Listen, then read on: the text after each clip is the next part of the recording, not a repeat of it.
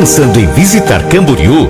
Hospede-se no Arco do Sol Parque Hotel, próximo à Igreja Assembleia de Deus, na Rua Coronel Benjamin Vieira, número 50, Centro, Camboriú, Santa Catarina. Faça sua reserva através dos telefones 47 33650494 e 47 99251 5677. Arco do Sol Parque Hotel, o hotel que todos os gideonitas se hospedam. Venham conferir. 10h30.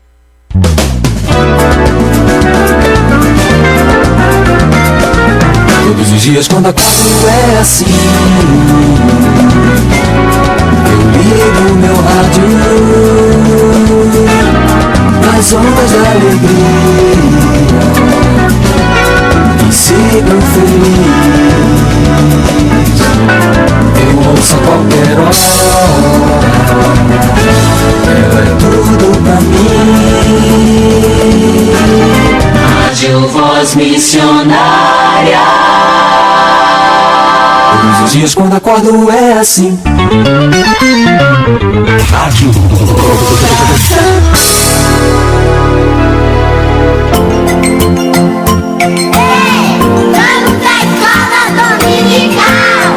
Escola Dominical.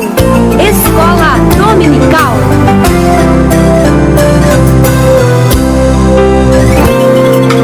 Vinde, alunos, vinde estudar. Vai começar agora no seu rádio a nossa Escola Dominical. Escola Dominical. Escola Dominical. Pegue sua Bíblia, sua harpa e acompanhe conosco a Escola Bíblica no ar. Juntos, vamos aprender um pouco mais a Palavra de Deus. Trazendo a Bíblia, livro sem par, que fala de Jesus. Escola Dominical. Escola Dominical. Escola Dominical.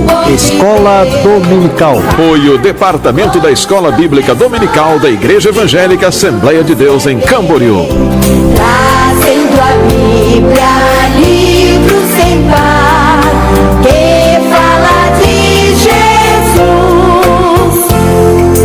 Salve Escola Dominical, onde a graça e amor sem igual, para pequenos e grandes também, a todo o povo de Deus.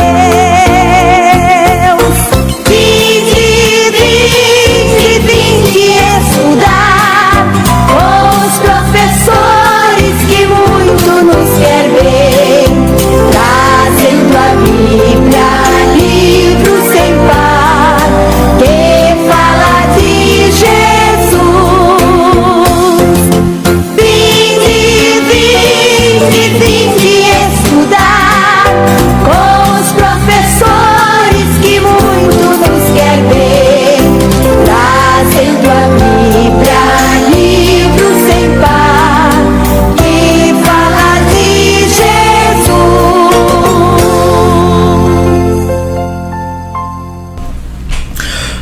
Aquele, pois, que se haviam reunido, perguntaram-lhe, dizendo: Senhor, restaurarás tu neste tempo o reino de Israel? E disse-lhe: Não vos pertence saber os tempos ou as estações que o Pai estabeleceu pelo seu próprio poder. Mas recebereis a virtude do Espírito Santo, que há de vir sobre vós, e ser-me-eis testemunha, tanto em Jerusalém, como em toda a Judéia e Samaria e até os confins da terra. E quando dizia isto, vendo eles, foi levado às alturas, e uma nuvem o recebeu, ocultando-o aos seus olhos.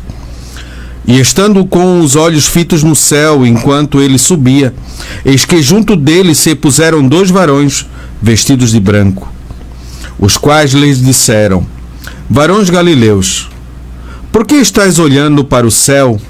Este Jesus, que dentre o que vós foi recebido em cima, no céu, há de vir assim como para o céu o vistes ir. com essas palavras que está no livro de Atos, capítulo 1, do verso 6 ao verso 11. Eu deixo a doce e gloriosa paz de nosso Senhor e Salvador Jesus Cristo a todos os irmãos que nos ouvem pelas ondas do rádio ou que nos assistem pelas redes sociais. A paz de nosso Senhor e Salvador Jesus Cristo. Muito obrigado por você estar conosco, ligadinho para mais uma escola bíblica dominical.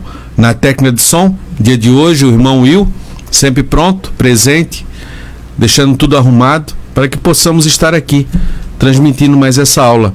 E conosco o nosso professor, evangelista irmão Eliel Uller. Pai do Senhor, irmão Eliel. Paz do Senhor, presbítero Fabiano, Bernardino Soares e o Will. Paz do Senhor e a paz do Senhor a todos os nossos irmãos que estão ligados conosco. Muito obrigado por ter deixado esse tempo disponível para estar aí acompanhando a escola bíblica. Alguns não precisam parar os seus afazeres, né? Pode continuar fazendo o que estão fazendo e vão ouvindo, né? Outros param a vida para assistir a gente e isso nos faz muito honrados. Sabemos de pessoas que se assentam à frente do computador e ali assistem acompanhando com a revista. E isso é muito bom, saber que a gente pode, né, através da palavra de Deus, chegar nos lares dos irmãos. Isso. Para dar início à nossa escola bíblica dominical, vamos elevar a nossa voz em oração. Eliel. Deus, obrigado mais uma vez por Sim, ter nos Jesus. dado graça para chegarmos até aqui. Esse lugar não é outro senão a tua casa e a porta dos céus. Te louvamos pela saúde que o Senhor tem dado a cada um de nós, por todos que aqui estão. Colocamos tudo em tuas mãos, pedimos que o Senhor venha dirigir. Pai, essa escola é tua. Essa aula te pertence. Nós somos teus. Inunda, Senhor, esse ambiente com tua presença. Quebranta corações nesse momento. Quebranta, Senhor, reúne famílias, restaura corações, sentimentos, emoções. Nós te pedimos em nome de Jesus. Te louvamos e te agradecemos. Amém. Amém. Amém. A nossa lição do quarto trimestre de 2019, estamos estudando sobre o governo divino em mãos humanas, a liderança do povo de Deus, descrito em primeiro e segundo livro de Samuel. Hoje é a nossa lição de número 7, dia 17 de novembro de 2019. Estamos a menos de 45 dias do fim do ano, do início de um novo ano. Não passou rápido, né? Tu tá ficando velho, Fabio. Mais um ano que se passou. O título da nossa lição de hoje é Davi é ungido rei. Vimos na semana passada sobre Saul, a rebelião de Saul e a rejeição de Deus. E agora nós vamos trabalhar sobre Davi. O nosso texto áureo, para você que nos acompanha somente com a Bíblia, 1 Samuel 16 e 13, e que diz assim: Então Samuel tomou o vaso de azeite e ungiu-o no meio de seus irmãos.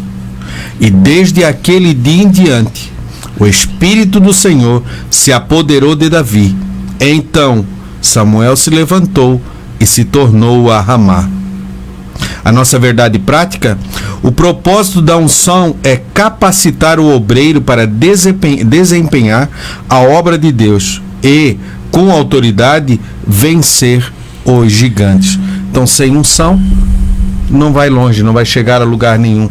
Pode até ter o dom, pode até ter a forma de como fazer, mas sem unção ele não tem realmente a capacidade para desenvolver a obra de Deus. A unção é a alma da vida de Deus na igreja na terra. Então ela simplesmente hoje é praticamente tudo, já que a unção é o tipo do Espírito Santo.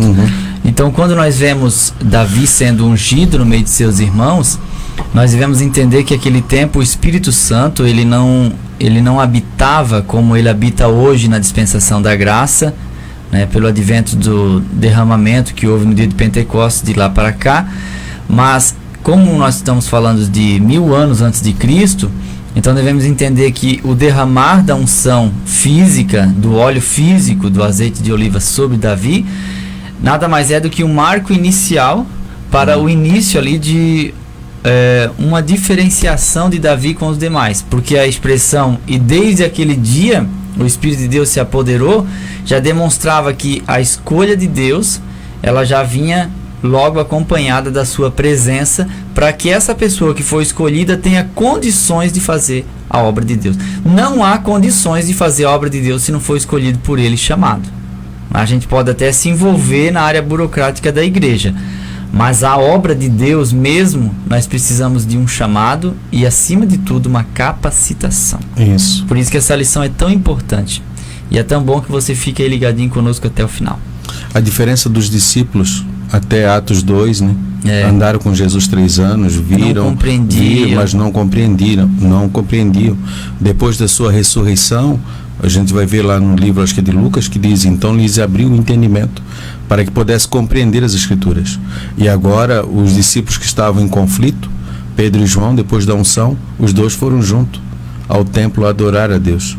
A descida do Espírito Santo fez toda a diferença, a unção, e que trouxe a igreja até hoje aqui, né?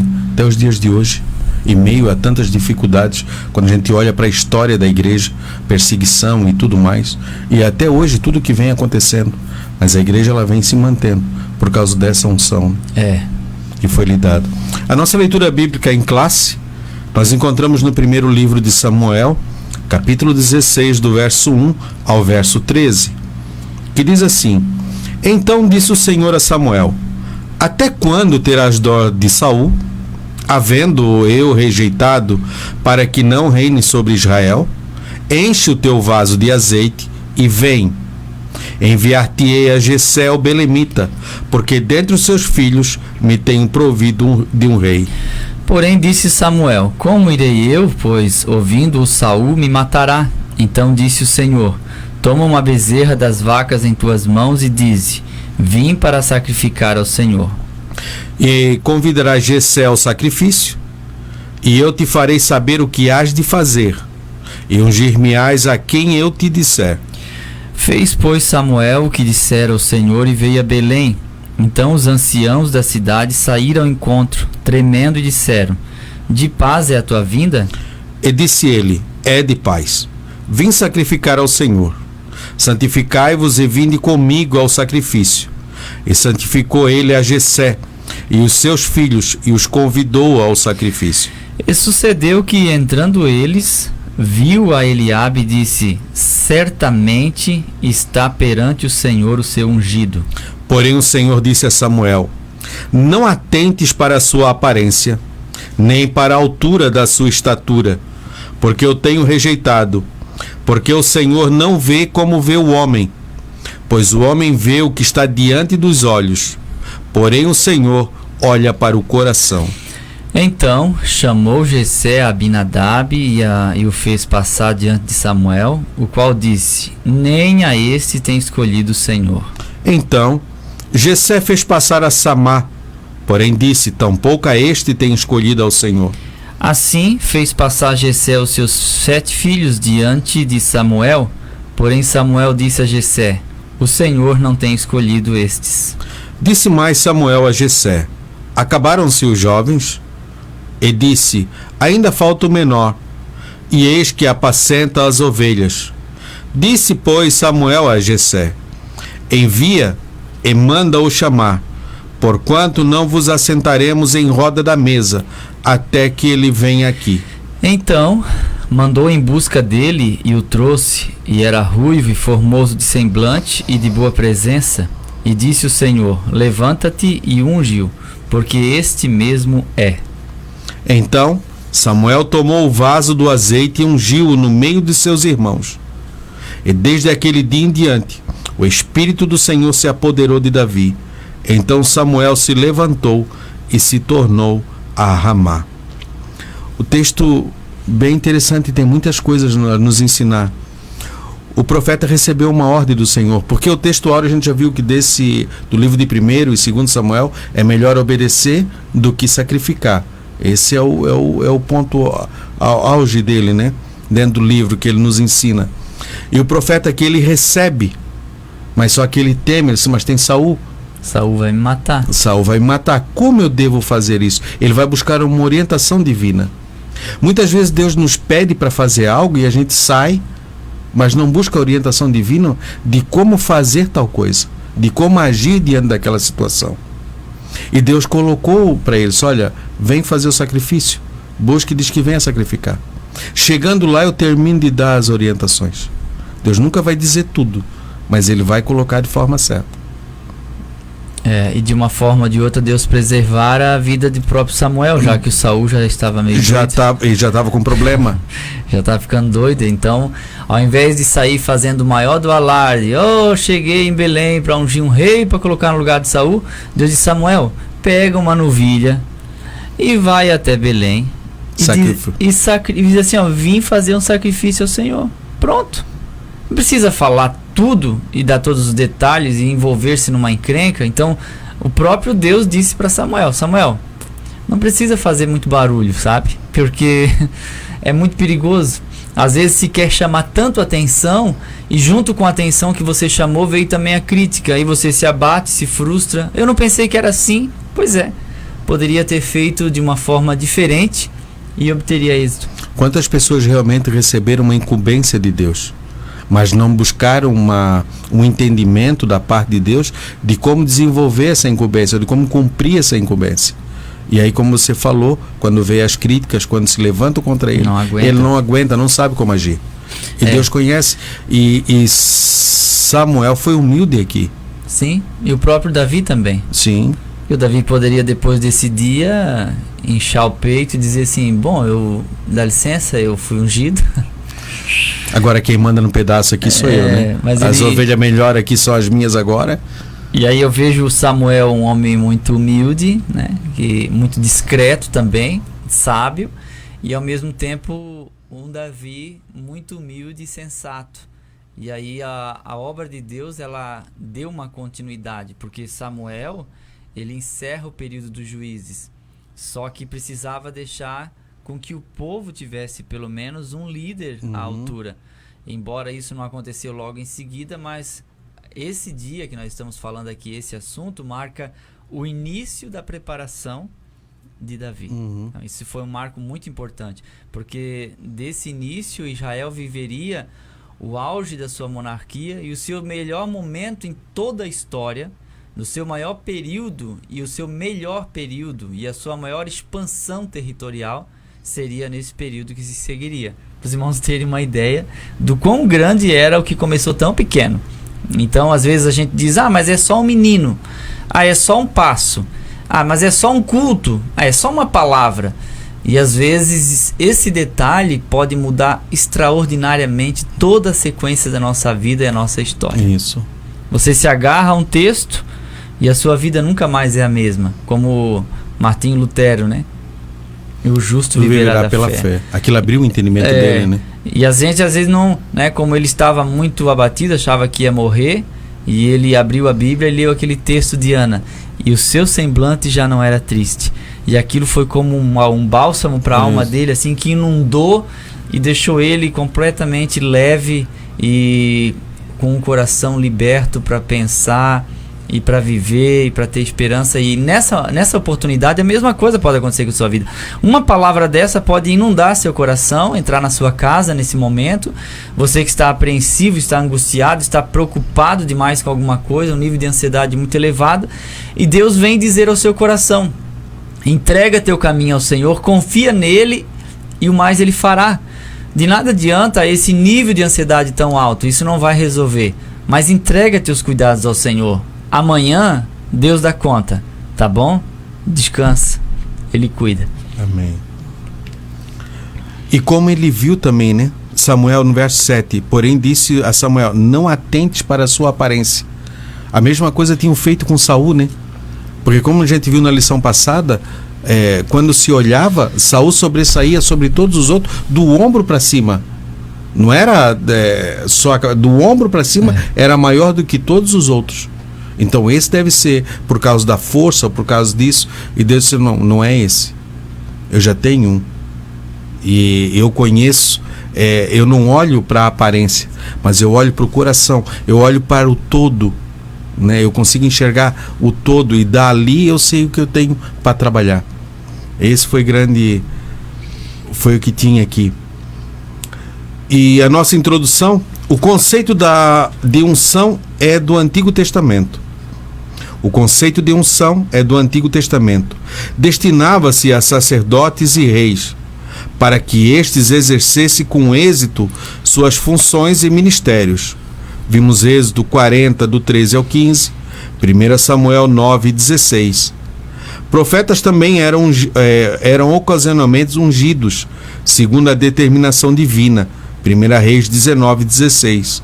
Nesta lição, veremos que a temática da unção de Davi é um clássico bíblico, pois ela trata da capacitação dos servos de Deus para desempenharem funções na obra divina.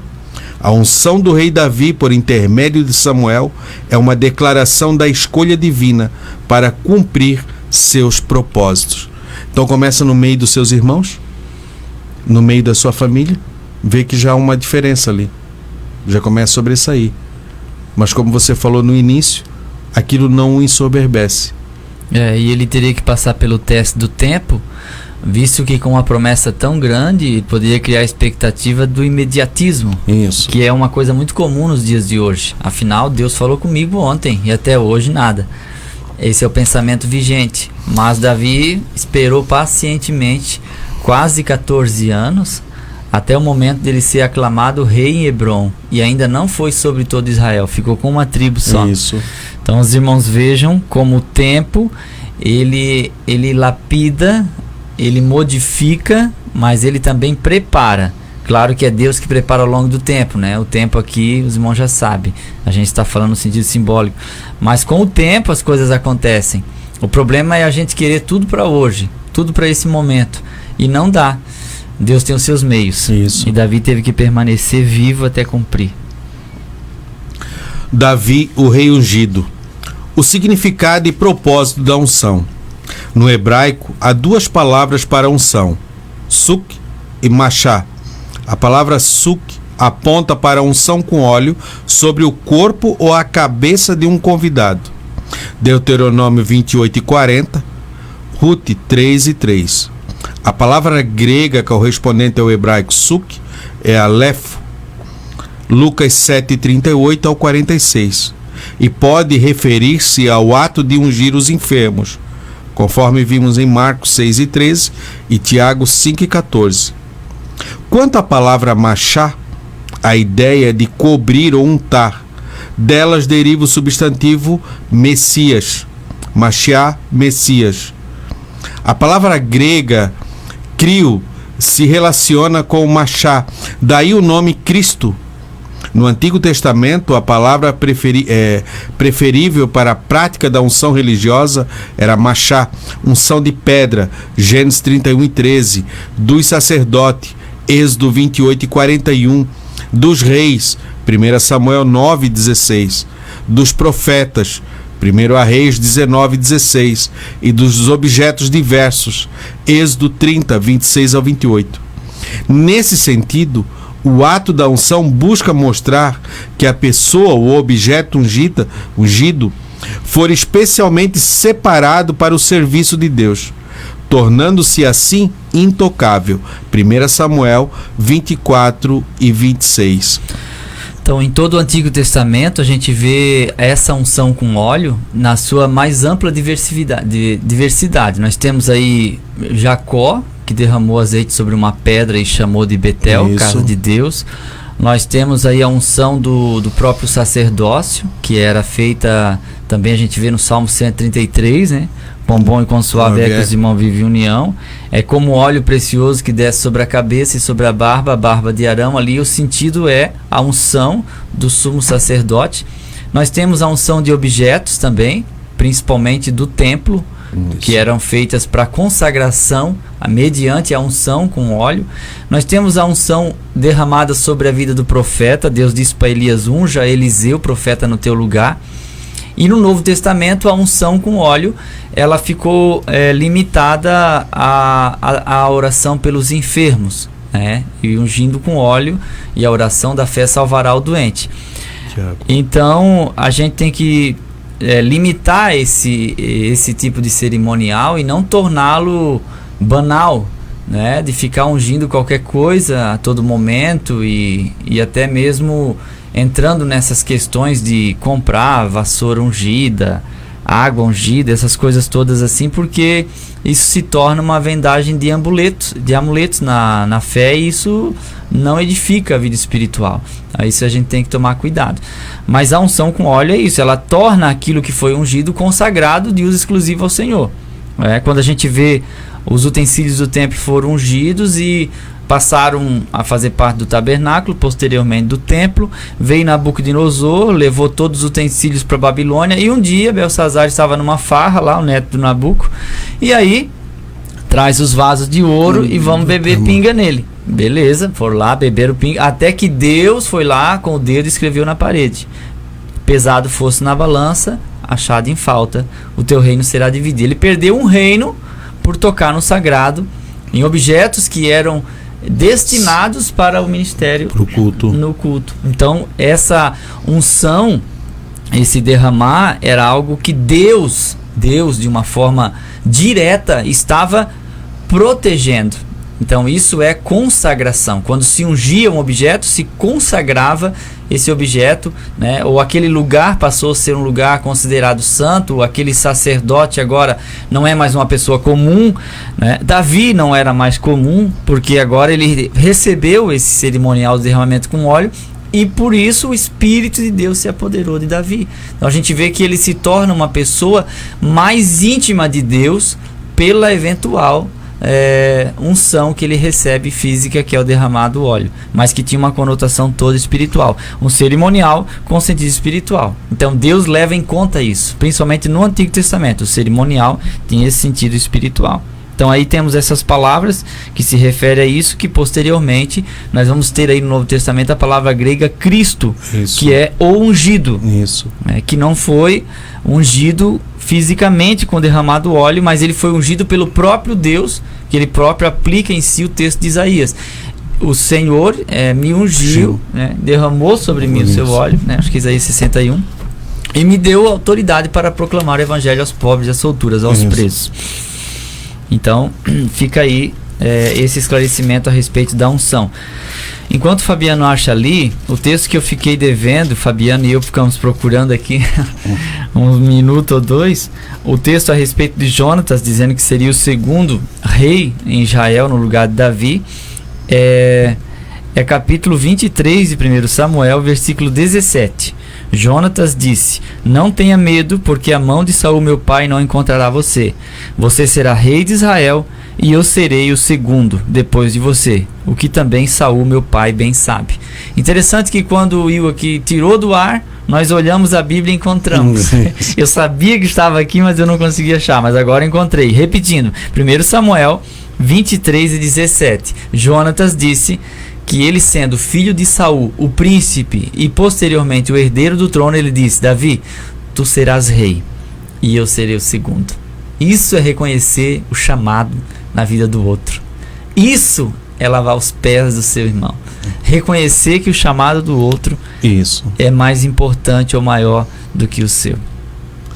O texto que está em Isaías 61, que o irmão Eliel acabou de falar também, diz assim, ó: o Espírito do Senhor Jeová está sobre mim, porque o Senhor me ungiu para pregar boas novas aos mansos, enviou-me a restaurar os contritos de coração e a proclamar liberdade aos cativos e a abertura de prisão aos presos, e a pregoar o ano aceitável do Senhor, e o dia da vingança do nosso Deus, e consolar todos os tristes, ordenar acerca dos tristes de Sião, que lhes dê ornamento por cinza, óleo de gozo por tristeza, vestidos de louvor por espírito angustiado, a fim de que se chame a árvore de justiça, plantação do Senhor, para que ele seja glorificado. Esse é o texto de Isaías 61, e que Jesus abre quando dão a oportunidade a ele. Sinagoga, né? Isso. O simbolismo da unção. Como ato ordenado por Deus, a unção passou a simbolizar o derramamento do Espírito do Senhor. 1 Samuel 10 e 9, Isaías 61 e 1, que eu acabei de ler. O termo machá do Antigo Testamento, que o Novo é crio, refere-se à unção do Messias que viria. Salmos 45 e 7, Daniel 9 e 24. Assim, O Novo Testamento mostra que essa unção estava sobre Jesus. Lucas 4:18. Pedro fez menção dessa unção sobre o Filho de Deus. Atos 10:38. E Paulo descreveu essa mesma unção sobre os cristãos. 2 Coríntios 1, verso 21 e 22. A unção no Antigo Testamento destinava-se à separação de alguém para algum ofício no Novo Testamento. No Novo Testamento, está relacionada a Cristo como Filho de Deus e Salvador do mundo. E aos cristãos, no sentido de dotar-nos de poder para testemunhar as verdades do Evangelho. Atos 1:8, 1 João 2, do verso 20 ao verso 27. A verdadeira unção é ordeira, decente e tem como alvo a glória divina e a expansão do reino de Deus. Temos que cuidar porque temos visto muita banalização dentro de alguns cultos sobre a unção divina ou sobre o Espírito de Deus, dizendo certas coisas que não são. Uma questão importante aqui nesse texto que o Fabiano leu é que essa unção ela era uma separação. Isso. Não um isolamento, mas separação, porque tem pessoas que acham que se isolando ou não cultuar, não frequentar uma igreja, ele vai ser mais santo, não é? Quando na verdade isso não faz sentido. Você pode estar isolado no meio das montanhas, ou fazer uma casinha para você no meio do deserto do Saara, ou na Antártida, ou nas Cordilheiras dos Andes, ou lá no meio do Pacífico, e você vai ter desejos pecaminosos, porque a nossa natureza é pecaminosa. Então, às vezes a gente quer muita perfeição do outro, mas nós também somos rodeados de fraquezas. Então ele fica separado para Deus, para que fosse para o serviço exclusivo, que foi uma exclusividade, a unção sendo derramada, mas isso não tornava ele maior ou melhor, né? Tanto que Davi também pecou, mesmo tendo recebido o derramamento da unção ou do óleo, né, sobre a sua cabeça. Então não existe prediletos, e Deus ainda permitiu que fosse escrito o pecado de Davi colocado na Bíblia. Quem sabe mais à frente a gente vai acabar tocando nesse assunto em outras lições, mas é importante a gente pensar sobre isso. A unção de Deus é uma capacitação para exercício de uma função e torna-se essa pessoa exclusiva, né? Nesse contexto, como a gente vê Saul, que mesmo estando já fora da presença de Deus, mas ele, de uma certa forma, estando diante de Davi, Davi diz: não, eu não vou colocar minhas mãos sobre ele, ou eu não vou me levantar contra ele, porque ele é ungido do Senhor. Essa expressão ungido do Senhor, como eu já falei anteriormente, estava relacionado ao derramamento do óleo sobre ele. Então isso tornava Saul uma pessoa dedicada para Deus pelo cerimonial. Mesmo ele fora da direção de Deus, Davi não era usurpador, ele não queria tomar o reino de Saul, mas ele decidiu por respeitar, né, a pessoa que estava ali, que Deus havia escolhido como rei. Então essa expressão é ungido, escolhido como rei. Isso. E também ela não é só para um grupo de pessoas, né? É a quem o Espírito de Deus foge queira. dos limites humanos, né? Isso. Quando a gente vê Atos 10, que trabalhou na lição aqui, vai trabalhar sobre Cornélio, que quando acontece todo o acontecimento, Pedro talvez não queira ir, mostra-se o lenço, né? O que tu quer rejeitar? Aquilo que Deus certificou. E ele vem a Cornélio, quando ele começa a pregar e eles recebem o Espírito Santo, os próprios da circuncisão, é isso que diz o texto, né? Se maravilharam, porque também a eles foi dado a isso. Sim. Né? Então, muitas vezes nós dissemos, a unção é para fulano de tal, mas não para fulano de tal, ou não é. Não, é para aquele a quem Deus o determinou. Não é por nível de escolaridade, não é por ascensão social, nível social, não é por sobrenome, não é por família. Tanto que Davi não tinha uma família expressiva em Israel. Hoje, claro, a gente olha a descendência de Davi, a gente fica impressionado, visto que a tribo de Judá descende, né? Passou por Davi também. Mas naquela época ele não tinha nome algum. Sim. Né? E foi uma exceção, assim como o próprio Saul foi uma exceção. E Deus foi abrindo exceções, demonstrando que é ele quem escolhe. Então ela foge do controle humano. E graças a Deus, né? Imaginou se um homem tivesse que escolher quem era ungido? Eita! E é tão interessante como há pessoas que acham que podem manipular a vontade de Deus e decidem por si, esse aqui é ungido e esse não. E Deus vai continuar usando aquele que diz que não, e mesmo que a pessoa rejeite, não concorde, não acredite, não aceite, Deus vai continuar usando, porque Deus não vai pedir licença para você para usar alguém. Ele vai usar porque Ele é soberano, mesmo que você não goste. E é tão interessante que às vezes Deus vai usar quem você não gosta para te edificar e te abençoar. Isso. E isso Deus faz, e tem uma mania em Deus de fazer isso para quebrar o nosso bico, né? Pra gente entender que a obra é do Senhor, tá? Irmãos, definitivamente a obra é de Deus. Ele levanta quem Ele quer e capacita quem Ele quer e usa da maneira que Ele deseja. Isso é lindo. Isso é muito lindo que acontece na obra de Deus, não é? A gente às vezes tem os planos para isso e Deus vai lá e faz os planos darem errado e coloca a vontade dele. Isso. E como eu li o último trecho aqui, a verdadeira unção, ela é ordeira, decente, e tem como alvo a glória divina e a expansão do reino de Deus. Davi foi ungido, passou aquele momento, ele voltou ao seu trabalho normal, e lá ele defendeu aquelas ovelhas que para eles não tinham valor, mas eles a defendeu no oculto lá contra o leão e contra o urso. As guerras, as batalhas anônimas que venceu entre Deus e ele, foi capacitando até que ele fosse chamado na frente de todo mundo para que pudesse vencer o gigante. A unção sobre Davi. Alguns detalhes importantes acerca de 1 Samuel 16, do verso 1 ao verso 13. Por ocasião da unção de Davi por Samuel, o autor sagrado destaca o sentimento humano de Samuel, o qual gostava muito de Saul. Mas o profeta estava no querer de Deus.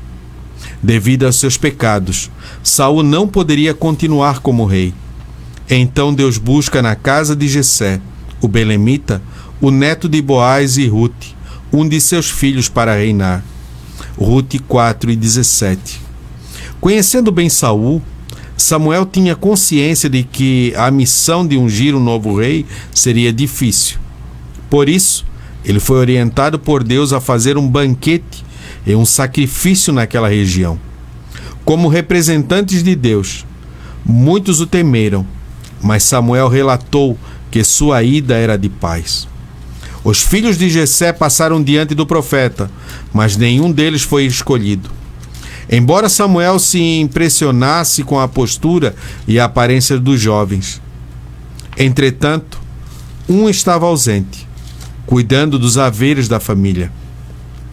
Davi foi ungido em meio aos seus irmãos, e a partir daí, o Espírito do Senhor se apoderou de Davi, concebendo-lhe sabedoria, poder, orientação, para que pudesse cumprir os propósitos divinos.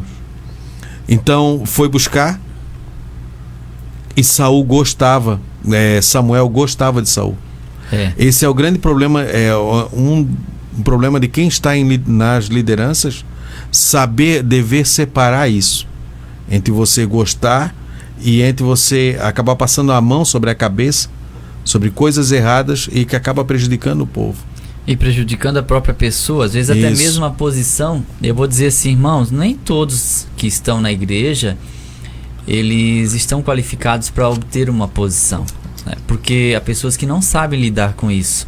E às vezes você acha que vai ajudar porque o irmão chegou agora, ou porque, às vezes também porque ele tem uma boa família, às vezes até mesmo porque ele tem um pouco de dinheiro.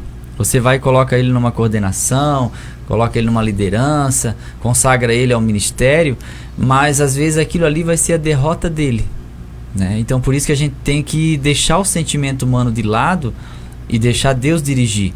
Porque nesse caso Samuel tinha dó de Saul, mas Deus disse: até quando terás dó de Saul? Eu já fechei essa etapa. Agora eu quero que você me entenda e sinta o que eu sinto pelo novo, pela novidade. Então isso foi muito importante. A questão de os belemitas, os anciãos da cidade, saírem tremendo ao encontro de Samuel, é porque aquele lugar, aquela cidade, não era um lugar da rota de Samuel.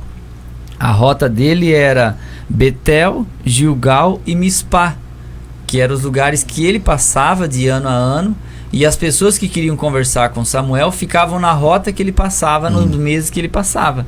Então ele já tinha esse costume com Israel, e Israel tinha esse costume com ele. Quando ele saía da rota, é porque era um caso de muita urgência. Isso. Então por isso que eles vieram tremendo. Essa palavra tremendo indica medo, né? Preocupação, anseio. Mas aí eles perguntam, é de paz a tua vinda? Ele diz, é de paz. Vim sacrificar ao Senhor. Isso. E aí então ele convida Jessé e os seus filhos para o sacrifício, que provavelmente era feito em um local não tão público, mas não era na casa de Jessé, porque ele disse, convida Jessé e seus filhos para o sacrifício. E Jessé convidou seus filhos, menos um. E Davi tinha essa questão do abandono. Salmos 27:10, quando meu pai e minha mãe me desampararem, o Senhor me recolherá. Tudo indica que ele não era amado dentro da família, nem pelos pais. Amado como Eliabe, como Aminadab, como Samá, que eram os mais velhos. E isso não atrapalhou o plano de Deus em nada. Nós vemos, por exemplo, a super proteção de Jacó com José, que é totalmente o oposto de Davi. Ele era muito amado, e isso também não atrapalhou o plano de... Porque quando Deus quer fazer alguma coisa, mas ele é o queridinho, é o mimado. Mas ele passou por um sofrimento, né, de 13 anos também. Dos 17 até os 30, José também sofreu muito. Foi aquelas perambulações, comércio de escravo, casa de Potifar, cadeia. Quando ele tinha 30 anos, ele interpretou o sonho de Faraó. E Davi, quando tinha 30 anos, ele se tornou rei. Ele também viveu 13 anos em uma luta ferrenha para permanecer e para ser aperfeiçoado. Saulo de Tarso não começou assim a ser aceito em um ministério brilhante no começo da fé. Mas ele se isolou em um deserto por 3 anos, até que Deus começou a usá-lo publicamente. Davi matava leões e ursos sem ninguém ver, até que chegou diante do público e derrotou Golias, que é o assunto que nós vamos falar posteriormente. Então veja como o preparo é demorado. Há pessoas que querem as coisas assim, ó. Às vezes tem gente que fala com alguém, diz, me dá assim algum livro que a gente pode ler, e de repente vir tudo assim, faz com a mão assim, né, vir tudo como se estivesse desabando de graça assim. Mas é uma escola, é um caminho, é uma continuidade, é difícil, dá vontade de correr, dá vontade de parar. Isso tudo passa pela mente de todos nós. E Deus vai nos ensinando a depender dele, e a gente vai tomando consciência no caminho que a salvação é pela graça e o ministério por misericórdia. Isso. A salvação é pela graça e o ministério por misericórdia. E não dá para viver na obra de Deus sem aprender a depender dele. Isso. O nosso segundo tópico, Davi, o rei que era servo. O ungido servindo. A unção de Deus não tira nossa atitude de servos. Davi, sendo ungido, não abandonou sua posição de servo e fez isso até que chegasse o momento de assumir o trono. Sua atitude de servo foi estratégica para que Deus o colocasse na corte de Saul, local onde os planos divinos seriam executados. No relato do encontro de Davi com Saul, deve-se entender que tais acontecimentos não se seguem em ordem cronológica. Todavia, o mais importante é vislumbrar a promessa divina em curso, pois Davi crescia enquanto Saul decrescia. Então, conforme Saul ia decrescendo, ia saindo mais e mais da presença de Deus e fazendo com que o povo pecasse e errasse, Davi ia caindo nas graças do povo, né? Porque nós temos várias situações aqui, né? Não só a morte de Golias, mas quando um espírito imundo se apoderava dele, Davi foi chamado para tocar a harpa, para que acalmasse os ânimos e tudo mais. Então ele recebeu a unção, mas ele não deixou que isso, como a gente diz hoje, né, subiu para a cabeça, né? O peso da investidura. Quando você é ungido, você é colocado. Às vezes muitas pessoas, quando concorrem a um cargo que tem essa investidura, um policial, quando ele é investido com a sua farda no início, quando ele acabou o seu processo probatório e agora é lidado, ele se torna um policial, aquilo muitas vezes mexe com a estrutura dele e acha que vai resolver todos os seus problemas. Agora quem manda sou eu. A posição. A posição, e não é assim, entendeu? E aqui diz assim, ó, o ungido servindo. Então a gente, o texto bíblico que eu estava procurando, eu achei, que é 2 Samuel 3. Durou muito tempo a guerra entre a casa de Saul e a casa de Davi. Davi se fortalecia cada vez mais, enquanto a casa de Saul se enfraquecia. Porque haviam 2 partidos políticos em Israel nesse tempo: o partido Benjamim e o partido Judá. Porque as tribos do qual aquela pessoa era oriunda, estava na liderança, paparicava mais aquele. Entende? Como, por exemplo, o vereador que ele concorre numa cidade, o bairro que ele cresceu, ele tem mais votos. Você está entendendo? E isso é um sistema político, e isso aconteceu aqui. Estamos falando de monarquia. Então, quando a gente vê a tribo de Levi colar em Moisés no momento do bezerro de ouro, a gente sabe que era da tribo de Levi que Moisés foi oriundo. Isso. E quando Davi ele foi chamado pelos anciãos de Judá, nós entendemos muito bem que quando eles o chamaram para torná-lo rei, ele era oriundo daquela tribo e disseram: tu és nosso irmão. E agora nós temos um benjamita que atira pedras em Davi no caminho enquanto foge de Absalão. E ele falava que era filho do diabo porque Deus estava fazendo ele pagar o que ele fez por ter roubado o trono do seu pai, que no caso era um Saul, né? Não era pai direto, mas no sentido de liderança. E aí ele estava condenando Davi porque Davi havia se tornado rei. Agora imagina, Davi nem matou Saul e já foi tido como alguém que usurpou e tomou o trono de Saul. Você imagina se ele matasse Saul. E a coisa mais triste que tem é você ocupar uma posição de forma ilícita e indevida. Aquilo não lhe dará prazer algum. Mesmo que a gente ocupe de uma forma honrosa, já é dificultoso. A gente já ouve coisas que não gostaria de ouvir. Você imagina de forma incorreta, né? E isso não aconteceu com Davi. Então nós temos aqui um Saul rejeitado, soberbo, e temos um Davi aceito e humilde. E aí nós vemos que há uma balança. O peso da soberba está colocando Saul para baixo. Isso. E a leveza da humildade está levantando Davi. Então esse princípio ele rege a vida na terra. A humildade te leva para a honra e a soberba te leva para a desonra. Isso nas mais diferentes esferas da sociedade.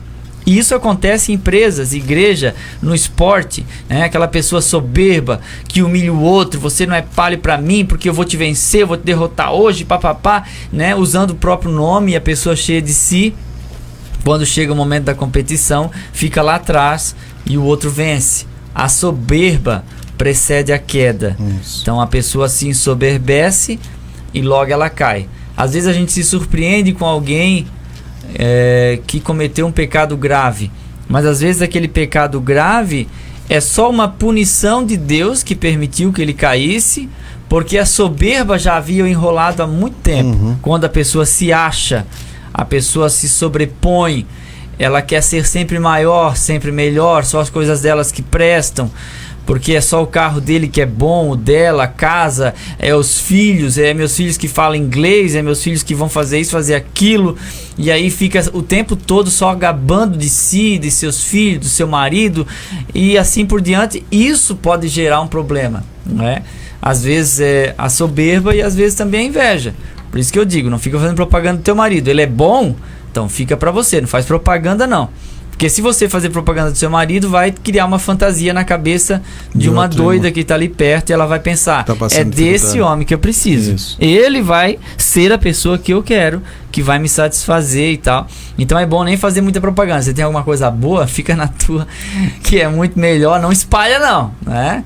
Porque senão pode trazer problemas. E ficar na posição de humildade. A gente nunca perde por isso. A gente sempre ganha. Eu me lembro de muitas pessoas assim que se achavam tanto e apanharam tanto, que quando vem no meu coração o sentimento de querer ser, eu me lembro dessas pessoas e penso, não dá. E aí eu me lembro sempre da minha vida cotidiana. Eu sou um operário da construtora que eu trabalho. Eu uso uniforme de segunda a sexta. E isso me torna uma pessoa conhecedora de mim mesmo, dos meus ideais, do meu limite, E eu sempre me lembro disso para eu saber de onde eu vim, quem eu sou e para onde eu estou indo. Porque o soberbo é uma pessoa enganada a seu próprio respeito. Isso. Porque ele acha que é uma coisa que ele não é. Que todo mundo sabe que não é. Isso. É igual o pavão, né? Ele é muito lindo, a cauda aberta, mas na verdade ele não permanece com a cauda aberta. Aquilo é só um momento. Daqui a pouco ele volta a ser aquele pavãozinho. Isso. O Espírito do Senhor se retira de Saul. O Espírito de Deus se afastou de Saul. Este, por sua vez, passou a ser assombrado por um espírito mau, que ali estava por expressa permissão do Senhor. Para acalmar essa profunda melancolia na alma, o servo Davi foi convidado e levado à corte pela graça de Deus e por suas virtudes. Tinha boa aparência, talento, capacidade de aprender e compreender as coisas. Era bom guerreiro e o Senhor era com ele. 1 Samuel 16 e 18. Então já começou os problemas com Saul. O Espírito de Deus se retira. Parece que houve uma inversão, né? Isso. O Espírito de Deus sai de Saul e entra em Davi. Isso. Coisa mais interessante tem uma poesia do Gioia Júnior, que eu sempre cito ela, que diz assim: quando eu desço você sobe, e quando eu subo você desce. Lá fora dança a gangorra desde que o dia amanhece. Desce, sobe, sobe, desce, num compasso sempre igual. No meio, um ponto de apoio prende a tábua horizontal. Há borrões de sol vermelho na loira manhã sem par. A gangorra não descansa, sobe e desce sem parar. A gangorra é como a vida, nos movimentos que tece. Quando eu desço, você sobe, e quando eu subo, você desce. Você que ficou no alto, não deve de mim sorrir. Você terá que descer, quando eu tiver que subir. É bem interessante. Isso é uma gangorra. É. Enquanto um está descendo, o outro está subindo. E aí a gente sobe por causa da nossa leveza. Não seja pesado, né? No sentido de folgado, no sentido de soberbo, de estar muito cheio de si, você fica muito grande. E aí você pesa aquilo que Deus disse para Belsazar na parede: pesado fosse na balança e achado em falta. Então às vezes a pessoa pega pesado demais com o outro, ofende, machuca, magoa. Às vezes se briga tanto por posição, tanto, e não se leva nada disso, irmãos. Não compensa, não compensa. Se custa a tua paz, é caro demais. Deus levanta autoridades. Davi esteve muito tempo com Saul, mas em momento algum relatou a unção de Samuel sobre sua vida, ou tentou aproveitar-se da vulnerabilidade do rei para matá-lo e assumir o reinado. Antes, participou de lutas em seu favor. Só no momento certo é que foi aclamado rei. É Deus que levanta e dá autoridade. Deus pode levar crentes a grandes postos. Entretanto, é preciso aprender a servir, ter atitude de servo, pois foi esse o exemplo que Jesus nos deixou: servir a todos.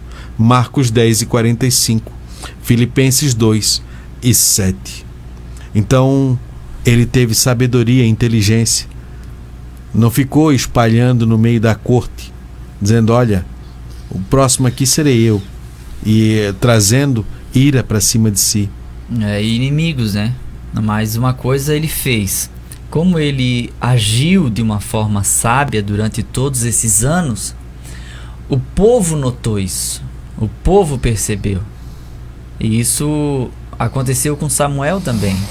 Quando Deus o chama, que ele tinha provavelmente 12 anos, o povo, ao longo dos tempos, que ia a Siló para adorar a Deus, percebia que Samuel era um profeta e uma pessoa dedicada na obra de Deus. Então, o testemunho que um obreiro tem da sua igreja, do seu pastor, da comunidade que ele mora, dos seus vizinhos, isso vai fazer toda a diferença. E eu vou dizer assim, isso ainda é a melhor coisa, porque há pessoas que têm um nome famoso lá fora, mas dos de casa ele não é aceito por causa do seu mau comportamento, e isso é ruim. Então eu vejo que Davi, enquanto ele continuava a sua vida cotidiana normal, guerreando e defendendo o território de Israel dos filisteus, ele alcançou notoriedade. ele se apresentou como um líder militar. E isso favoreceu em muito lá na frente. Ele fez uma semeadura muito, muito linda. Um caminho que ele trilhou defendendo os interesses de toda uma nação. Mesmo que Saul tenha colocado ele para morrer na batalha, mas ele prosperava. Porque Saul deu uma filha para ser um laço, né? Disse assim: eu a darei para que lhe sirva de laço. E deu a filha para Davi casar, né? Achando que ela iria matar ele ou ajudar a matar. Mas quando mandaram buscar Davi em casa para matá-lo, a sua esposa colocou ele em um cesto e colocou ele pela janela, e ele fugiu. E colocou um velo de lã, um couro de ovelha na cama, e colocou um travesseiro. Aí mandaram dizer para Saul: ele está doente, mas ele já tinha fugido. E aí Saul disse: traz ele com cama e tudo, que ele tem que morrer. Quando foram buscar ele na cama, não tinha nada. Já tinha. A própria filha de Saul, que era esposa de Davi, já tinha protegido. Protegeu ele. Então, ele não era uma pessoa ruim, né? Se fosse outra mulher que tinha raiva do marido, era chance, né? Tanto isso aí que às vezes dizem pra mim até: tô orando pra Deus levar, irmão. Eu já ouvi isso várias vezes. Nessa ocasião não precisa nem orar, né? Era só abrir a porta e dizer: tá na cama. Mas ela salvou ele. Então a própria liderança, que era Saul, queria matar Davi e colocou ele na liderança do exército para morrer. Então cada retorno de uma guerra, Saul procurava quem morreu lá no obituário para ver quem morreu, ver se Davi estava lá. Davi, filho de Jessé. Mas ele voltava na simplicidade, dizia assim: ó meu rei, mais uma vitória, conquistamos mais uma cidade, né? Liberamos mais uma fronteira. E Saul pensando: não é possível que esse menino não vai morrer. Tá, então toca uma harpa pra mim aí que eu quero ouvir. E Davi pegava a harpa, ficava tocando, e Saul com a lança do lado. Saul era um dos melhores atiradores de lança daquela época. Era a arma predileta dele. Não atirava com funda nem com arco, né? Era lança. E Davi lá tocando a harpa, e Davi pensando e olhando para Saul, né? Senhor amado, 3 vezes foi nessa situação. Saul pegou a lança e jogou para matar. Foi tanto impacto que a lança ficou grudada na parede. E Davi fugiu. 3 vezes isso. Ele, na primeira vez, ele poderia ter dito: eu voltar para tocar harpa? Ele tentou me matar. Eu não volto mais. Mas ele voltava, mas ficava tomando cuidado. Esse é o princípio. Você sabe que está lidando com cobra, não é? Dizem que rato criado com cobra fica venenoso, né? Aí você sabe que está lidando com cobra, mas você é obrigado a estar ali naquela condição. Então você continua ali, mas cuida com a lança. Cuida com a lança, seja na empresa, seja em qualquer ambiente, você tem que cuidar, porque nem todo mundo que se aproxima de nós está bem intencionado, não, irmãos.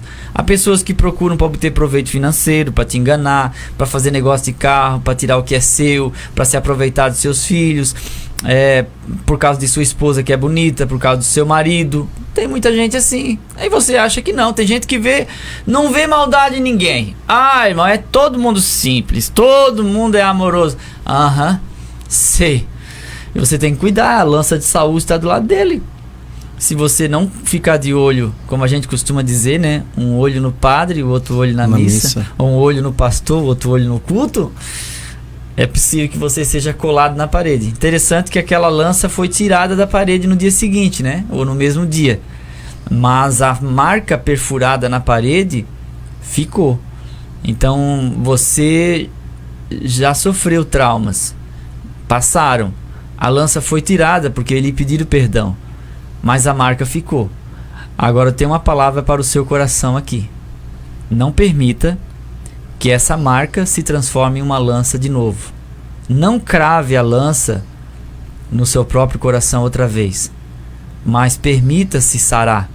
Que isso vire uma cicatriz. Porque cicatriz é algo que você lembra, mas não sente mais dor. Esquecer a gente não esquece. Não esquece, mulher? Não. Ah, mas me falaram que perdoar é esquecer. Não, perdoar não é esquecer. Perdoar é lembrar e não sentir raiva, nem ódio, nem remorso. e nem trauma. É a cicatriz. Eu tenho uma cicatriz que eu levei 5 pontos aqui, ó. 5 pontos. É dizer, isso aqui não dói mais. Tá normal, foi fechado, não é? Tem um pouquinho de sensibilidade, mas não me atrapalha em nada. Vai ficar aqui a vida inteira. Vai ficar aqui. Mas não representa mais. Eu lembro, mas não sinto mais dor. Então perdoar é isso. Você lembra porque não sofre de amnésia, mas não sente mais vontade de se vingar. Então perdoou. Não permita que a marca da lança se transforme em uma lança. Volte a tocar sua harpa. Volte a pregar a palavra. Volte a tocar seu instrumento. Volte a cantar no coral. Volte a visitar o hospital. Volte a pregar e ensinar. Volte a fazer o que Deus te chamou para fazer. E não fique procurando culpados. Porque motivos para parar, a gente tem todo dia. Mas motivos para continuar são sempre maiores e melhores. Amém. Amém. Só vou ler o que está em Filipenses, que está na lição. De sorte que haja em vós o mesmo sentimento que houve também em Cristo Jesus, que sendo em forma de Deus, não teve por usurpação ser igual a Deus, mas aniquilou-se a si mesmo, tornando forma de servo, fazendo-se semelhante aos homens, e achando na forma de homem, humilhou-se a si mesmo, sendo obediente até a morte e morte de cruz. Pelo que também Deus o exaltou soberanamente, e lhe deu um nome que é sobre todo nome, para que o nome de Jesus se dobre, e todo o joelho dos que estão nos céus e na terra e debaixo da terra, e que toda a língua confesse que Jesus Cristo é o Senhor, para a glória de Deus Pai. Há uma missão que é muito maior, que Deus nos incumbiu, e que devemos ser obedientes a ela, e que sendo obediente a ela, Ele depois nos recompensará. Teremos o nosso galardão. Amém. Davi, o nosso terceiro tópico. Davi, o rei que era guerreiro. O gigante Golias. Depois de ungido, Davi tem diante de si um grande desafio, o qual foi temido por todo Israel: lutar contra Golias, tendo este aproximadamente 3 metros de altura. Era um sobrevivente da raça dos gigantes anaquins, um remanescente que se refugiou em Gaza, Asdod, na ocasião da execução feita por Josué, das montanhas de Judá. Juízes 11, 21 a 22. Esse gigante tinha uma couraça feita de metal em escamas que lhe guardava todo o corpo. Todas as armas de defesa desse guerreiro eram de bronze e as de ataque de ferro. O desafio de Golias era que fosse separado apenas um homem para decidir o conflito. Esse tipo de luta era comum. O silêncio de Saul e a apatia do povo era o resultado do afastamento do Espírito Santo de Deus. Então pegava-se naquele tempo, para não se destruir todo um exército, não causar tanto uma matança, pegava-se o guerreiro mais forte de cada um dos exércitos e lutavam. O guerreiro que perdesse, aquele exército se tornava vassalo do outro. Um homem de cada lado. Um homem de cada lado. Interessante que na escolha de Saul já foi escolhido o maior, né? É. E quando a gente escolhe por causa da forma, sempre vai ter um outro maior. Quando Saul mediu, disse: não, esse é maior do que eu, não vai dar. Não tinha mais o Espírito de Deus que lhe deu aquela coragem que lhe deu lá no início, quando ele rasga as novilhas lá, né, e manda: assim vai ser feito a cada homem. Tomou a atitude correta diante de um desafio. Na verdade, essa guerra era dele, né? Isso. Ou seja, quem era o mais alto de Israel que poderia, na altura, competir com o gigante filisteu? Era Saul. Não tinha ninguém mais alto que ele. E olha a condição de Saul. Quando Saul e todo Israel ouviram essas palavras do filisteu, ficaram assustados e com muito medo. 1 Samuel 17 e 11. Então a guerra que era de Saul o deixou atemorizado, porque ele ficou com muito medo. Então o Golias, ele não era filisteu, embora a Bíblia o chame assim, mas a Bíblia chama porque ele estava do lado dos filisteus e morava em Gate. Mas ele era oriundo dos gigantes que não foram totalmente destruídos na época da invasão da terra de Canaã. Fugiu para a terra dos filisteus se escondeu lá e provavelmente ou é filho de alguns daquela descendência, né? Porque estamos falando de um tempo bem posterior. E aí ele se torna um mercenário, que são aqueles homens que se aproveitavam da sua avantajada altura para propor esse duelo, né? Que é uma tática de guerra para poder escravizar o povo, né? E aí quem é que poderia competir com um gigante daquele tamanho? Ele tinha 2,90 metros aproximadamente. Você imagina quem seria o doido para poder competir com isso? E aí nós vemos que esse desafio deixou Israel atemorizado, porque todo dia o filisteu saía de manhã e à noite e dizia: não tem homem aí para lutar comigo? Só tem frouxo. A Bíblia não vai narrar tudo, mas ele zombava, ele humilhava, né? Só tem marica, como a gente costuma dizer aqui em Camboriú, né? E aí, nisso, Davi chegou na batalha para levar queijo para o capitão e ver como estavam seus irmãos. E na hora ele ouviu e ele disse assim: gente, aquele homem lá está falando com vocês. Ele está perguntando se não tem homem. E o Eliabe disse: cala a boca, rapaz, onde é que você deixou aquelas ovelhas? Pensa que eu não sei a tua presunção? O irmão mais velho, tipo, fica quieto aí, tu não sabe quem tá falando, nós já estamos aqui 40 dias e estamos com medo. E aí o Davi acabou expondo ainda mais a covardia deles, né? E Davi andava de boa ali: gente, você não pode deixar isso acontecer não, alguém tem que levantar e fazer alguma coisa. Aí o Eliabe deu uma bronca em Davi, e Davi falou como o irmão mais novo fala, né? Hoje ainda: o que eu fiz agora? Né? De novo implicando comigo. Mas na verdade ele estava investigando. Ele teve que perguntar para uns 2 ou 3: o que o rei vai fazer para quem derrubar o gigante? Eu achei interessante que a história não era dele. Ele não estava comprometido ouvindo as intimidações de Golias, nem o número do sapato que Golias calçava, nem a lança, o tamanho do escudo, nada. Então ele só olhou. Enquanto eles olhavam e dizia assim: é muito grande, não tem como derrubar. Davi olhou e disse: é muito grande, não tem como errar. Então, como tu vês, né? Como tu olhas, né? A maneira como você vê o mundo, isso, como você enxerga a situação, faz toda a diferença. A unção do Espírito Santo sobre ele fez ele ver dessa forma, né? Ele não estava contaminado pelo que ele ouvia diariamente, né? Eles estavam ouvindo isso sempre. Eles diziam para os outros que aquele homem que subiu, visse o tamanho da lança, visse isso, visse aquilo, e isso gerou né? Eu me lembro que quando eu fui fazer o teste da autoescola, eu me sentei com um grupinho que já havia rodado, e eles começavam a falar que o delegado mandava atravessar uma via, mas não podia, e ele tirava pontos e assim por diante, e começaram a dizer que o delegado era bravo e que é muito difícil, que já tinha tentado e não deu certo. E quando chegou o meu momento de fazer o teste de volante, eu rodei porque eu bati no cone. E aí depois de 3 semanas eu pude fazer o teste de novo, e eu me isolei e fiquei lá de boa. Aí disse pra minha instrutora: eu nem vou me meter com aquele pessoalzinho ali, que ali é só desânimo. Daí ela disse: ah, sim, isso aí ele só fala desânimo, só conta derrota. E eu fiquei lá concentrado e orando. Chegou o meu momento, fui lá tranquilamente, fiz a baliza e fui aprovado.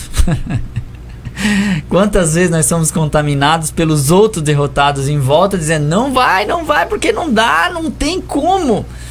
Mas você tem que acreditar em Deus, irmão Eliel, e lutar por aquilo que você acredita, e não esperar que os outros acreditem para você crer. É muito melhor assim. Isso, porque a tua ação, a tua atitude, e aquilo ali vai fazer com que o Espírito de Deus se apodere daquilo ali e que dirija essa pedra, porque essa pedra foi dirigida. Sim. Né? Ele era destro da sua posição, mas ela fez com que ela fosse dirigida no meio da testa de Golias. O que devemos ver aqui também, irmão Eliel, que ele não foi a primeira luta dele difícil, porque quando ele vai conversar com Saul, ele diz assim: eu já matei um urso e um leão quando tentaram tomar as ovelhas minhas. Ele já vinha sendo preparado. Muitas vezes nós vimos as dificuldades na nossa vida, mas a gente não olha para trás aquilo que a gente já venceu. Cada obstáculo que a gente passou. Naquele momento eu me senti assim, mas eu tomei essa atitude e essa foi a atitude correta. Amém. Né? Quando você olhou quando você foi fazer a baliza, você disse: eu não vou mais para aquele grupo, agora eu vou ficar aqui só, eu vou confiar em Deus e vou fazer. Nos próximos obstáculos, quando você teve algo que você tem que fazer um teste ou algo, eu não me misturo mais com um grupo de perdedores, né? Ou com um grupo de pessoas que só traz desânimo. Eu me isolo, fico sozinho e o Senhor vai me ajudar. E aí você vai transpondo as barreiras. Amém. O nosso segunda divisão do terceiro tópico diz assim: Davi, ungido e cheio de fé. Davi continuava sua missão de servo. Ele não ficava permanentemente na casa de Saul, mas sempre voltava para a casa de seu pai, ficando a cuidar das ovelhas. Davi era um jovem e não estava pronto para a guerra, mas isso aos olhos dos homens. Mas Deus usou essa impossibilidade para fazer a apresentação do futuro rei de Israel, o seu escolhido. O pai de Davi envia-o ao acampamento para dar provisão aos seus irmãos, e ali ele viu a afronta do gigante, que quase vinha desafiando o povo de Deus há 40 dias. Mesmo com a sua proposta, Saul não encontrou alguém que estivesse pronto a enfrentá-lo. Davi perguntou para alguém o que seria dado àquele que matasse o filisteu e tirasse a afronta sobre Israel, o qual relatou os prêmios: grandes riquezas, a filha do rei como esposa e a isenção de impostos. 1 Samuel 17, 25 e 27. Quando chamado por Saul, Davi contou suas experiências em lutar contra o urso e o leão para proteger o rebanho de seu pai. E da mesma forma, ele protegia o rebanho do Deus vivo das ameaças de Golias. Quem é ungido e confia no poder de Deus não teme o inimigo, por mais feroz que este se apresente. Antes, entra na batalha confiando, sabendo que podemos vencer. 2 Coríntios 1 e 10, 1 Timóteo 4, 17, 2 Timóteo 4, 17 e 18. Ele viu o prêmio. Ele olhou o prêmio. Ele se... Tá, mas o que estão oferecendo para isso? E outra coisa importante é perguntar, né, por que o rei deixou Davi representar o exército. Porque daqui do lado do exército temos Golias. E daqui desse lado, por enquanto, não temos ninguém, certo? Porque nós temos um duelo de pessoas. São individualmente. Sai um gigante daqui, sai um guerreiro desse lado. Se esse guerreiro que representa Israel perde, Israel é escravo dos filisteus. Isso, escravo dos filisteus. Se ele ganha, os filisteus são escravos. A questão é, o que levou Saul a colocar Davi a representar todo o exército de Israel? Por que ele colocou Davi? Você já se perguntou, não? Porque Davi não tinha altura para isso.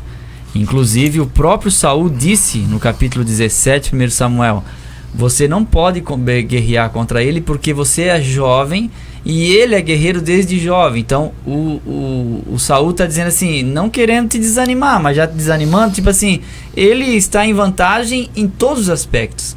Ele é mais experiente, ele é mais alto, ele é mais forte, é mais isso e aquilo. E você dá pro gasto. Ele vai te pegar pelas pernas para bater nos outros. Mas eu respondo, sabe por quê? Saul decidiu colocar Davi porque até o momento ninguém havia dito com tanta firmeza: eu vou lutar contra ele e vou vencê-lo. Então, como não tinha outra opção, como não tinha outra alternativa, não tem tu, vai tu mesmo. Vai tu mesmo. Aí por isso que Saul colocou Davi. E disse: bom, perder muita gente não vai, pelo menos aí vamos acabar isso aí já e fica tudo certo. Foi isso que Davi entrou na batalha. As armas do garoto. Davi atribuiu a vitória que obteve sobre o urso e o leão não à sua habilidade, mas a Deus. Sendo assim, sua base para lutar contra Golias é a fé em Deus. Saul tentou preparar humanamente Davi para a guerra, pondo nele as suas armas, sem sucesso. O garoto as deixou de lado e tomou seu cajado, sua funda e 5 pedras. O cajado era usado para ajudar na caminhada e enxotar os cães ferozes. A funda era usada por pastores e para que soubessem fazer o bom uso. Ela se tornava uma arma perigosa, como no caso dos benjamitas. Juízes 20 e 16.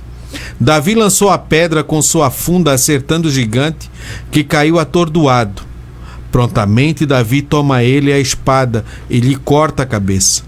O garoto venceu essa batalha porque confiou em Deus e dependeu exclusivamente da armadura divina e não das armas de Saul, que são uma referência aos recursos apenas humanos. O cristão que deseja ser vitorioso contra as forças de Satanás precisa se revestir da armadura de Deus, conforme encontramos em Efésios, capítulo 6, do verso 3 ao verso 17. Juízes 20 e 16 é a definição da palavra pecado, né? Que dizia que tinha tantos homens que eram canhotos que não acertavam, que não erravam um fio de cabelo a tantos metros, né? A expressão ela é idiomática, é um hebraísmo, é uma figura também, mas a intenção do autor ao dizer que 700 homens benjamitas acertavam um fio de cabelo com a pedra indica que eles eram peritos, né? Eles não faziam tiro ao alvo com fio de cabelo porque a longa distância não dá para ver um fio de cabelo, mas é a expressão que diz, né, que eles tinham uma assertividade muito grande, acertavam em qualquer coisa que precisasse. É isso que está querendo dizer. Então, as armas de Davi, a armadura de Saul não funcionou porque era muito grande. Saul, acredita-se que ele tinha 2,10 metros, já que a média de altura é 1,80 m, ele deveria ter 30 centímetros a mais do que os seus homens. E Davi, provavelmente 1,60 m, no máximo 1,65 m. Então, ele estava em muita desvantagem. Se ele partisse para o corpo a corpo, com certeza ele iria apanhar bastante. Mas ele atirou a pedra porque todo gigantão tem um cabeção.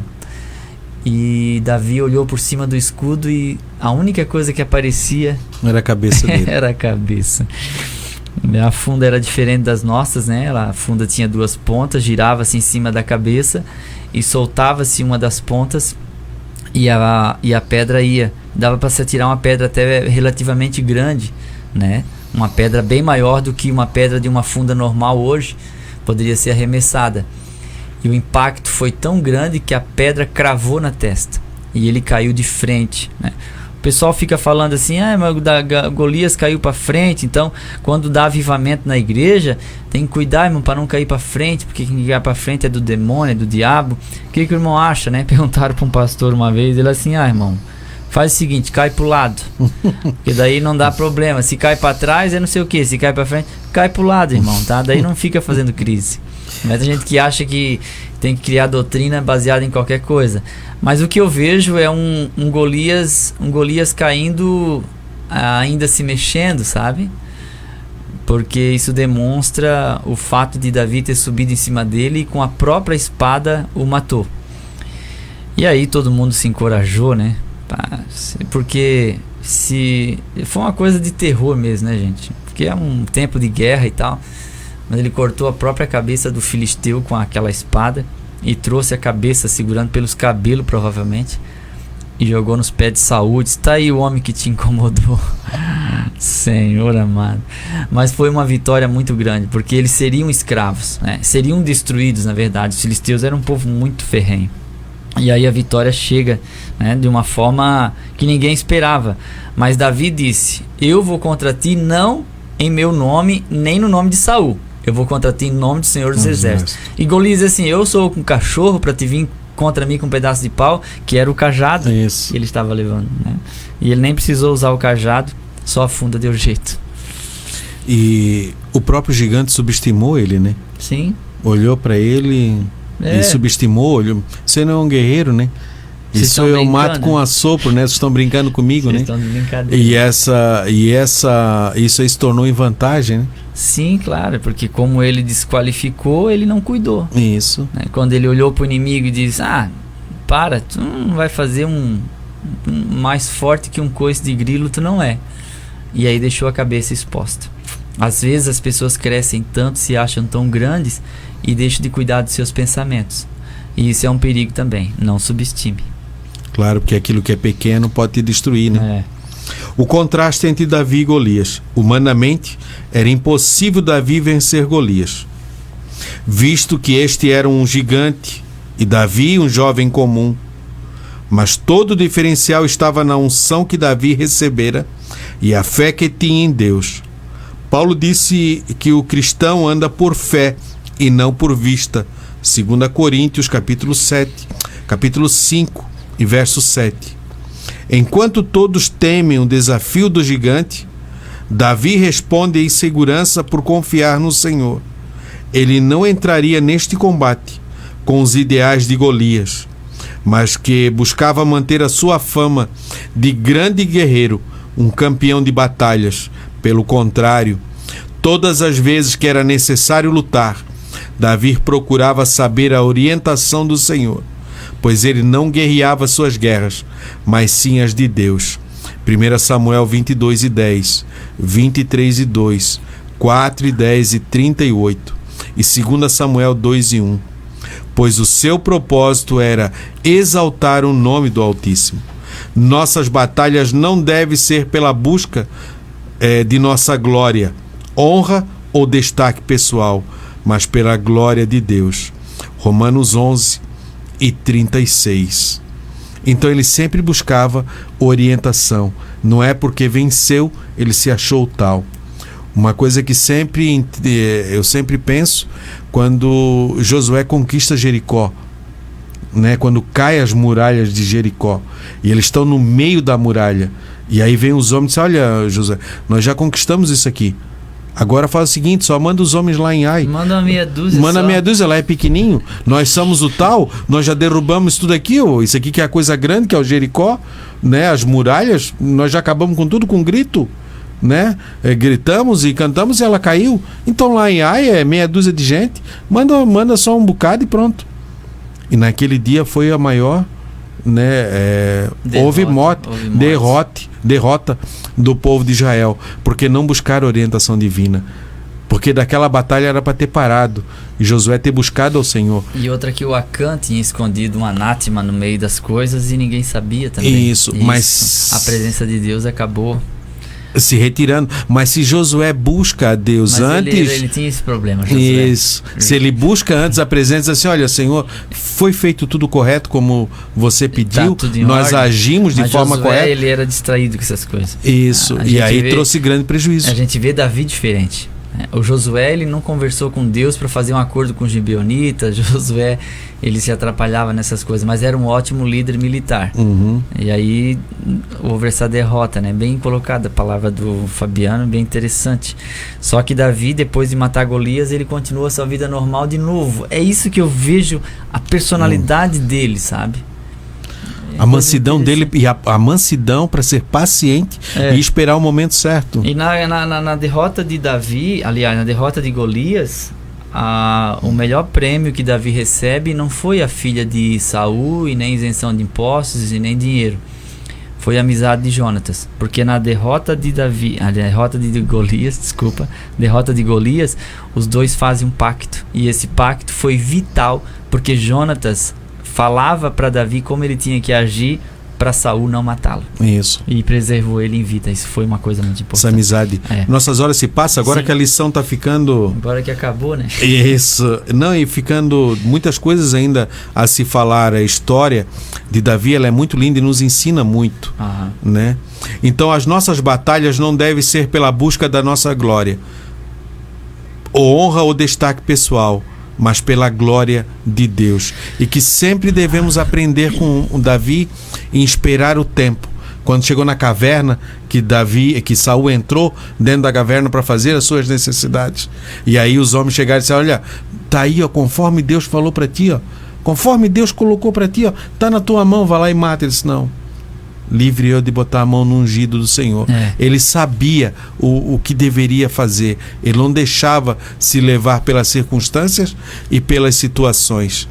A nossa conclusão: Deus procura homens e mulheres para entregar-lhes grandes responsabilidades. Ele não conta somente com a posição física, social, intelectual de alguém, mas para a sua condição espiritual. Por isso, ele olha o coração do ser humano e não somente o exterior. Foi dentre os filhos de Jessé que Deus serviu-se de um servo segundo o seu coração. 1 Samuel 13:14. Deus unge e separa pessoas humildes para a sua obra, que estejam prontas para viver pela fé e que não temam enfrentar o inimigo. As nossas horas já se passam, já são 11h55. Eu só vou ler o tema da próxima lição e já vou passar para você, irmão Léo. Amém. A nossa lição do próximo semana vai falar sobre o exílio de Davi, e a leitura bíblica em classe está no livro de Samuel, primeiro livro, capítulo 22, do verso 1 ao verso 5. Leia a Bíblia, faça o culto doméstico, estude, leia sobre Davi. Comece a ler do início, ali quando começa 1 Samuel 10 em diante, 11, 12, e vai vendo a trajetória dele até o final, quando ele passa para Salomão. Há muitas coisas nos ensinar, a sua posição e o seu jeito. Já passo para você, irmão Eliel. Amém. E já me despeço de todos os irmãos. Não, pode voltar para ti. Eu só vou mandar um abraço aqui para um irmão que entrou em contato conosco aqui pelo WhatsApp, o presbítero Antônio Corbi, que está sempre ligadinho conosco. Ele achou muito bonita a poesia, e se alguém quiser decorá-la, essa aula ela vai ficar gravada, fica salva no meu canal do YouTube, ele é Uller. Você pode entrar lá e ouvi-la de novo quantas vezes quiser, até decorar, né? Se quiser fazer uma surpresa para alguém, contar essa poesia. Isso. Autoria de Gioia Júnior, tá? Eu sempre gosto de falar isso. Um abraço aí para o irmão Rogério Lucas também. A Gesiele mandou uma mensagem parabenizando o senhor pelo seu aniversário. Você é um pai abençoado e abençoador. Continue sendo essa bênção que você é, né? Deus restaurando sua saúde, lhe dando graça. A sua filha lhe parabeniza, né? Sua esposa. Então que Deus abençoe, irmão Rogério Lucas. Fica na paz do Senhor. Amém. Parabéns, irmão Rogério, então. Que Deus abençoe neste dia. Felicidades, prosperidade. As nossas horas já se passam. Muito obrigado por todos vocês, nossos irmãos, você de perto, você de longe, que esteve ligadinho conosco até agora, para aprendermos junto um pouco mais da palavra de Deus. Vamos orar então para terminar a nossa escola bíblica dominical. Um abração para o Ricardo e para a Edna, que também estão ligadinhos conosco pelo YouTube. Deus abençoe. Deus abençoe. E continue firmes com o Senhor Jesus. Amém? Obrigado pelo carinho e pela audiência. Vamos orar então? Pode orar, irmão. Deus, obrigado por mais essa aula. Te agradeço por nossos irmãos que sempre acompanham conosco. Obrigado por cada palavra que o Senhor dirigiu para nosso coração, que saiu de nossa boca. Sim, obrigado, Jesus, pela vida do Fabiano, do Will, que sempre estão aí prontos para fazer essa escola, e que ela chegue todos os domingos nos lares dos nossos amados irmãos, pela tua graça. Sim, Deus, nós te agradecemos. Dê um bom domingo a todos os nossos irmãos, uma boa semana, e que toda sorte de bênçãos possa ser derramada nos corações, nas famílias de todos aqueles que nos acompanham. Em nome do Pai, do Filho e do Espírito Santo. Amém. Amém. Vinde estudar com os professores que muito nos quer bem. Acabamos de apresentar Escola Dominical. Escola Dominical. Orientação Didática, Departamento de Ensino da Escola Bíblica Dominical de Camboriú, Santa Catarina. Até a nossa próxima escola, se Deus assim nos permitir. Escola Dominical.